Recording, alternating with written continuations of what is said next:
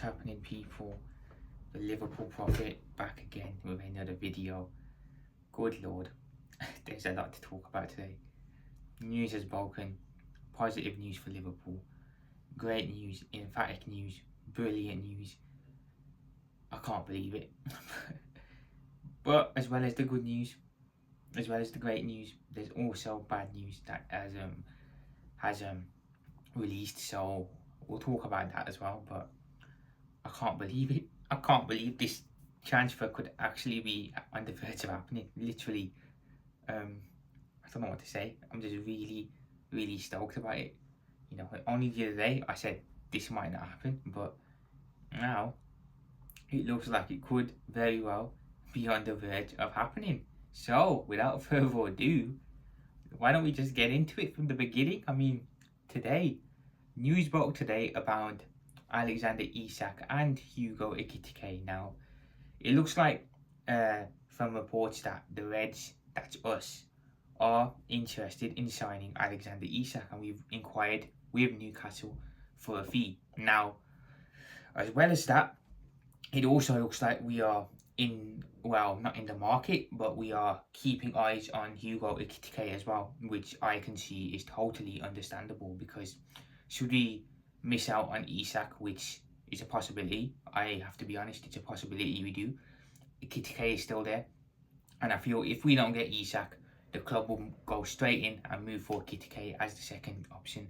who is similar to Isak in ways, but is also not. So it looks like Isak is the number one target, and it looks like Ekitike is going to be our second choice if we need worst case scenario comes.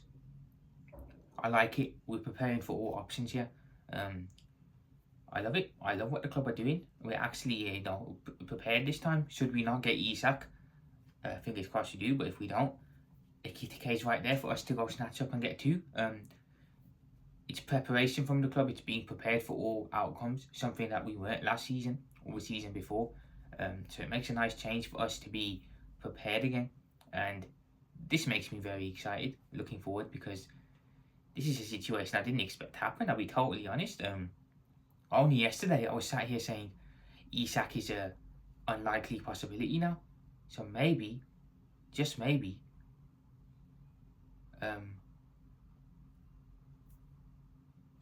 just maybe, it is now. I said Sesko was more of a likely possibility yesterday. Today, it feels as if Isak is back on the cards. And now the Sesko talk's probably going to die down most likely, but who cares? If I had the option out of Isak and Sesko, it's a no-brainer. It's Isak, isn't it? So this rumour's come right soaring back up from kind of being dead the last couple of days to now soaring right back up again. So the Isak rumours are there. They're genuine. And from reports that have also broken, Newcastle are expecting a big bid from Liverpool to kick off the bid marketing for him. So good lord above. So they're expecting a big bid. Could this mean that we're going to break the transfer record twice in one summer? Could it mean that? Because I think it's a genuine possibility now. I think if it's going to be a big bid, I'd imagine it's going to be something pretty significantly large. So could we see Liverpool Football Club go and break the bank yet again, twice in one summer, break the transfer record, go get Alexander Isak from Newcastle? I think it's very possible now that we go and break the transfer record twice in one summer. I'm hyped. All the stuff that's happened recently, this is some really positive news. Really positive news. I'm really stoked for it. We've needed some positive news and we've got it. Isak coming in would fix our striker problem, but we're still going to need another one, I feel, as a backup, as cover if Darwin leaves. So it'll be interesting to see where that goes. But Isak to Liverpool, it's a genuine possibility now. It's been confirmed by the reliable Fabrizio Romano, and once he has confirmed it, you know it's genuine. So yeah, Liverpool have made inquiries on Alexander Isak. Where we go from here, I'm not sure. You know, the bid could very well get rejected. We could very well still not get in, but just the possibility of it happening has really got me stoked and really got me excited. So we'll see where it goes from here. It can only be positive news. I pray that it's positive news. Should we not get Isak, I would like Sesko. I'd like us to go get Sesko. I don't really want a Kitty because I feel that a Kitty is too much like, dare I say, too much like a Darwin. I feel coming from an unknown league. You know, he's doing well in his league, but comes to the Prem and he can't hack it. I'm getting vibes of that. I could be very wrong, but for me, if it's not going to be Isak, let's go back in there and go get Sesko. We'll try and get Sesko. But of course, Isak should be the #1 target. And I love it. The club mean business this summer. They mean business. And that's all we can ask for. You know, we are meaning business. Whether we get Isak or not, we'll still probably go out there and get a proper striker. An adequate striker, should I say. So, we'll take it. We will take it every day of the week. So, we'll see where the Isak saga goes. This is going to get very interesting next couple of days, so stay tuned. Now, as well as the good news being there is unfortunately also some not so good news, bad news. It looks like Liverpool have rejected a second bid from Bayern Munich regarding Luis Diaz. It looks like the bid was rejected, the second one. Maybe it was, again, not what we deemed acceptable, but from the reports that I read, it looks like Luis Diaz has informed Liverpool that he wants to leave the club this summer and he's open to other negotiations. So, it looks like, unfortunately for us, Lucho wants to leave and he could very well be on his way off. Whether it's Bayern, whether it's Barcelona, whether it's a club in the Saudi Pro League, I think we will most likely see Luis Diaz move on this summer. Is this disappointing? Yes, it is. Also no, because I feel, look, as good as Diaz is, the end product just hasn't been there for him at his time at Liverpool. You know, he can't finish. He just doesn't want to shoot. He's a frustrating player to watch at times, but he has a lot of potential. I also look at his age here. He's 28 years old, so he's not getting younger. But like I said before, anyone who's not proud to wear the iconic Liverpool jersey, who's not proud to put it on and play for this club, can go. They can leave. They can go wherever they want, because we don't want players here that don't want to play for Liverpool. That's how it is. That's how it's always going to be. No one is bigger than our club.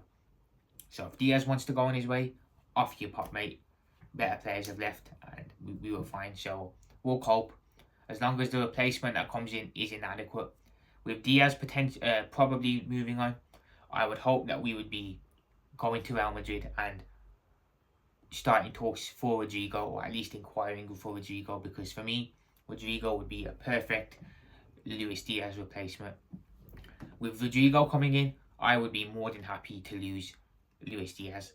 You know, if Rodrigo comes in, bye Lucho, thank you for your time here. You were a good servant, but we have the adequate replacement right here.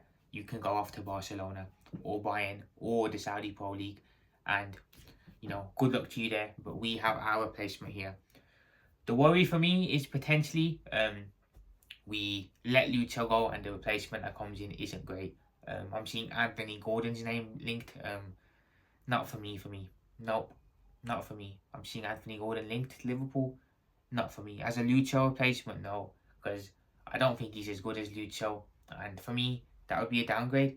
If we were to get Anthony Gordon, I would be looking to play Gakpo as the starting left winger and playing Gordon as the squad left winger. To play every now and then. I wouldn't be, bringing Gordon in to be a starter on the left hand side. I'd definitely move Gakpo as a to the starter position, and Gordon could sit on the bench. But I don't really want Anthony Gordon, to be fair. For me, the standout target for that left hand side, in my opinion, is Rodrigo. He's the one I want to replace Lucho, and he's the one I feel the club should be looking to get, because from the reports that I've read, the reports that I've read on Rodrigo are mixed. Some of them are saying he wants out of Real Madrid because he wants regular game time. Obviously, he's not favoured by Xabi Alonso. He prefers Vinicius Jr. And and Rodrigo wants to leave to get game time, for his career. Other reports I'm seeing are saying that Rodrigo wants to stay at Madrid. He's more than happy to stay there as a squad player. If that's true, we probably need to stay clear, because if a player's got that mindset of, it's okay, I'm not going to play, I'd rather sit on the bench, just rot away, play every now and then, at least I'm at Real Madrid. That's not what we want. No matter where you are, if you're not getting regular game time, I would expect a player to be wanting to move to a club that will give him regular game time. And if Rodrigo wants to stay at Madrid and be a bench player, leave him there. We'll go look for someone else in the market, because that's not the right mentality you really want to bring to your football club. So the left winger situation, it looks like we're going to need one now. It looks like we're going to need to bring the left winger in. Whoever we bring in, I hope the club, and I think the club will bring the right player in. I'm excited and I'm nervous at the same time. The Isak links have got me very excited, but I'm nervous too, because we now need 2 strikers. So if we get Isak, we'll still need another one, I feel, as a backup cover option. We now need a left winger, because Lucho's most likely leaving. We've got no idea what's going to happen with Chiesa, but if Chiesa goes, we're going to need a right winger cover for Salah. On top of that, we're going to need a centre-back, arguably 2 centre-backs if Konate leaves. So what I've said there, a left winger, 2 strikers, a right winger potentially, 2 centre-backs potentially on Konate's situation.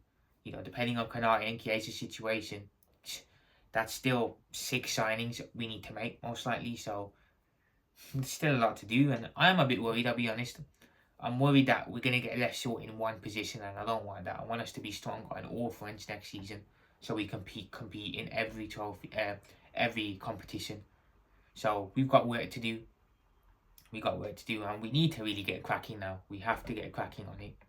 So we'll see what the club do, and hopefully they make the right decision. They've moved well in the transfer window so far, and I'm going to back them to, make the right decisions, because they've earned my trust for this transfer window. So we'll see where the club go. But guys, I'm going to head off. Liverpool Prophet. Peace out. Remember, like, subscribe, comment. I appreciate all the love. I'll speak to you guys soon. Up the Reds. Let's go.